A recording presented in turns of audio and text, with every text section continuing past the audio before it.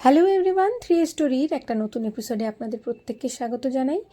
এর আগের এপিসোডে আমরা দেখিয়েছিলাম যে আমরা পেহেলগামের মার্কেট কিন্তু ঘুরে দেখিয়েছি। পেহেলগামের বিভিন্ন এলাকায় আমরা ঘুরেছি, তার ভিডিও কিন্তু থ্রি স্টোরির চ্যানেলে রয়েছে। এছাড়াও কাশ্মীরের বিভিন্ন অঞ্চলে যে আমরা কিভাবে ঘুরেছি তার কিন্তু সমস্ত ভিডিও অলরেডি থ্রি স্টোরির চ্যানেলে আপলোড হয়ে গেছে। এবার আসি আজকের গল্পে। আজ আমাদের অনেক সকাল, প্রায় 6:30 নাগাদ যাত্রা শুরু হলো পেহেলগাম থেকে জম্মু তাওয়াইয়ের উদ্দেশ্যে। এবার আমাদের বাড়ি ফেরার পালা। এই কাশ্মীরের পেহেলগাম থেকে জম্মু তাওয়াইয়ের জন্য যে রাস্তাটা ধরে আমরা যাব, সেই রাস্তাটা বেশ অনেকটা সময় নেবে বলে অনেক সকাল সকালই কিন্তু আমরা গাড়ি নিয়ে বেরিয়ে পড়েছি। শেষ একবার এই পেহেলগামকে দু চোখ ভরে দেখে নিচ্ছি আর তার ভিডিও করে রাখছি। ভবিষ্যতে আমি দেখব বলে আর আপনাদেরকেও সেই ভিডিওরই সাক্ষী রাখছি।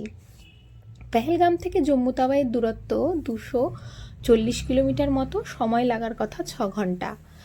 ন্যাশনাল হাইওয়ে 244A আর ন্যাশনাল হাইওয়ে 44 ধরেই কিন্তু আমাদের এই যাত্রা। রাস্তায় যে খাবার ব্রেক নেওয়া হবে বা চা ব্রেক নেওয়া হবে তার জন্য কতটা কি সময় লাগবে বা রাস্তায় আদেও কতটা জ্যাম থাকবে সেটা জানা নেই বলেই কিন্তু এই বিশাল রাস্তার দূরত্বটা আমরা যাতে খুব ভালোভাবে পার করতে পারি তার জন্যই অনেক সকাল সকাল বেরিয়ে পড়লাম। আর এইখানে প্রথম আমাদের চায়ের ব্রেকের জন্য গাড়ি দাঁড়ালো।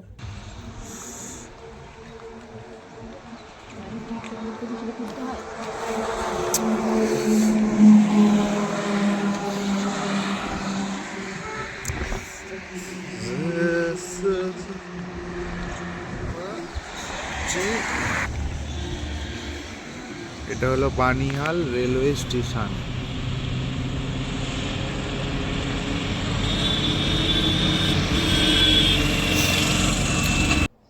বানিহাল ছেড়ে বেশ খানিকটা এগোতেই আমাদের গাড়ি পড়ল এক বিশাল জ্যামে। জ্যামের কারণ কি সেটা জানার জন্য গাড়ি থেকে নেমেই টুকটুক করে এগিয়ে চললাম সামনের দিকে। শুধু আমাদের না, এর আগেও প্রচুর গাড়ি দাঁড়িয়ে আছে এবং জানতে পারলাম বেশ তারা কিন্তু অনেকক্ষণ ধরে, প্রায় ঘন্টা দুয়েক আমরা গাড়ির মধ্যে আটকিয়ে এইভাবে দাঁড়িয়ে রয়েছে। তার কিছু নিশ্চয়ই কোনো কারণ হয়েছে, কারণ কাশ্মীরের রাস্তায় জ্যামের কারণ দুটো হতে পারে, হয় রাস্তায় ধস নেমেছে অথবা রাস্তায় কোনো অ্যাক্সিডেন্ট হয়েছে। তো তার কারণটা কি সেটা কিছুক্ষণের মধ্যেই আমরাও জানতে পারবো আর আপনাদেরকেও জানাবো। আর আমি এই কারণ জানার জন্যই কিন্তু এই রাস্তাটা ধরে ভিডিও তুলতে থাকলাম। এগোতে দেখা মিলল। Bye bye. কতগুলো রে, আরো আছে। हो गया खत्म। ওদের আওয়াজগুলো কি সুন্দর জানে, যেমন ঘোড়া তেমন হচ্ছে ওই ভেড়াগুলো, আমি দেখলাম তো। এগুলো খচ্চর। আমাদের যে 3টে গাড়ি পেহেলগাম থেকে জম্মু তাওয়াইয়ের জন্য যাচ্ছিল, সব গাড়ি থেকেই মোটামুটি অনেকেই নেমে পড়েছে এবং জানার চেষ্টা করছিলাম আমরা যে কী কারণে এত বড় জ্যাম হয়েছে। এগোতে থাকলাম সামনের দিকে যে কী কারণে এতটা বড় জ্যাম আর কতক্ষণ আটকে থাকতে হবে। আমাদের সন্ধ্যাবেলার ট্রেন জম্মু তাওয়াই থেকে, ঠিক সন্ধে না, রাত্রিবেলা 9:25-এ। কিন্তু এইখানে প্রায় 2 ঘন্টার মতো জ্যামে দাঁড়িয়ে থাকলে তার পরবর্তীকালে এতটা রাস্তা পাড়ি দিতে কীরকম কী সময় লাগতে পারে সেই কারণেই কিন্তু আমরা একটু চিন্তা পড়েছিলাম।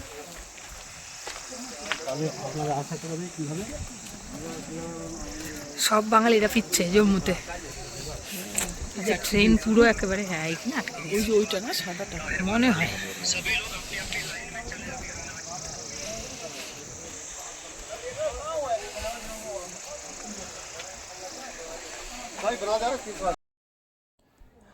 অবশেষে প্রায় 3 ঘন্টার জ্যাম কাটিয়ে আমাদের গাড়ি কিন্তু আবার যাত্রা শুরু করলো। আসলে গতকাল রাতে এখানে একটা আপেলের ট্রাক ভর্তি গাড়ি খাদে পড়ে গেছিলো, আর এর ছাড়াও আরও 2টো গাড়ি মুখোমুখি সংঘর্ষ হওয়ায় এইখানে একটা বড় অ্যাক্সিডেন্ট হয়েছে।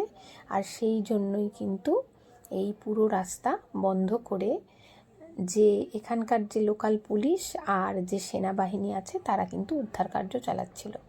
এই বলতে বলতে এই যে বাঁদিকে লরিটা দেখা যাচ্ছে, এই লরিটাই কিন্তু দুর্ঘটনাগ্রস্ত লরির একটা, যেটি খাদে পড়ে গেছে সেটাকে অলরেডি ক্রেনে করে তুলে নেওয়ার চেষ্টা চলছিল।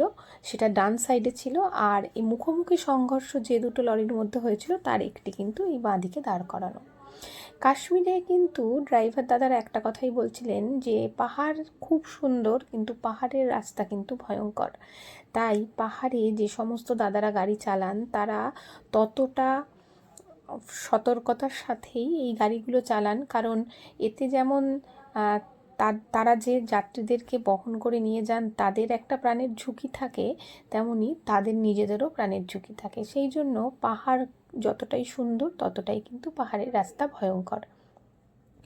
এবারের কাশ্মীরে যে বারবার করে আমি আগেও বলেছি যে এবারের কাশ্মীরে আমার বড় পাওনা এই বিভিন্ন রকম টানেলগুলো।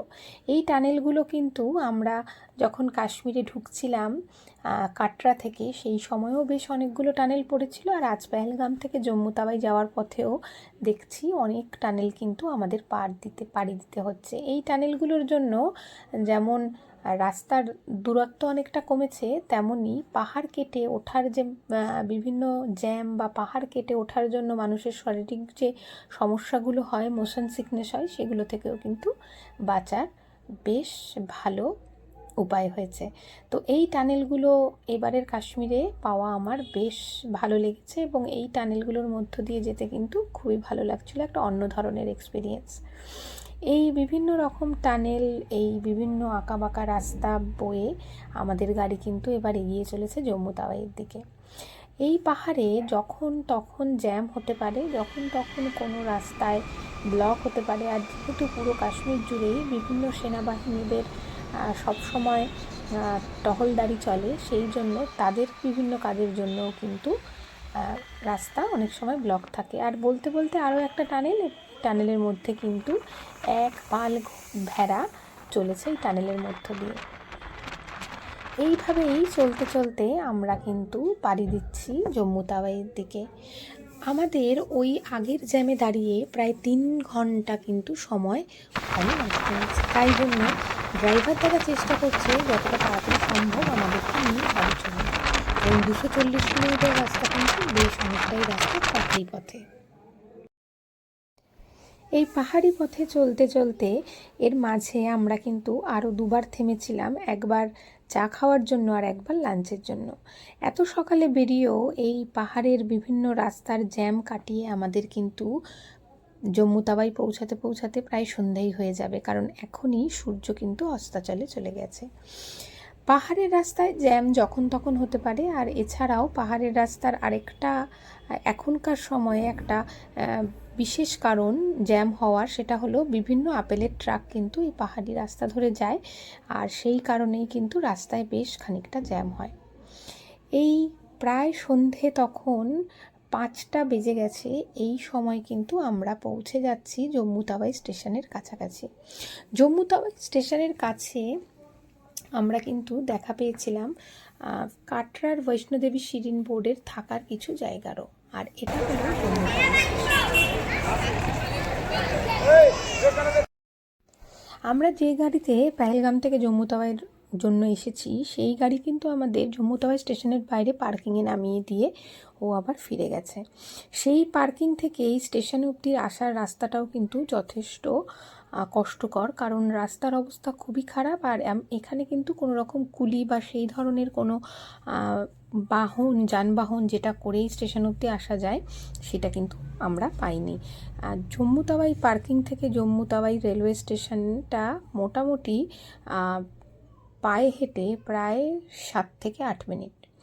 আমরা সকাল 6:30টায় বেরিয়েও তখন প্রায় ঘড়িতে 6টা বেজে গেছে, আমরা কিন্তু জম্মু তাওয়াই রেলওয়ে স্টেশনে এসে পৌঁছালাম। যদিও আমাদের ট্রেন রাতে অনেকটাই দেরিতে, তবে আমাদের সাথে আর যারা বাকি এসেছিলেন তারা কিন্তু ফিরে যাবেন জম্মু তাওয়াই কলকাতার যে জম্মু তাওয়াই কলকাতা এক্সপ্রেস আছে সেটা ধরে। তো এখন আপনারা দেখতে পাচ্ছেন সেই ট্রেনটাই প্ল্যাটফর্মে দিচ্ছে জম্মু তাওয়াই কলকাতা এক্সপ্রেস। এই ট্রেনটার রাইট টাইম 8:30, এবং ট্রেনটা কিন্তু রাইট টাইমেই স্টেশনে ঢুকেছে। আর আমাদের সাথে যারা যাত্রী ছিলেন অন্যান্য, তারা কিন্তু এই ট্রেনে করেই কলকাতার উদ্দেশ্যে পাড়ি দেবেন। আমরা যদিও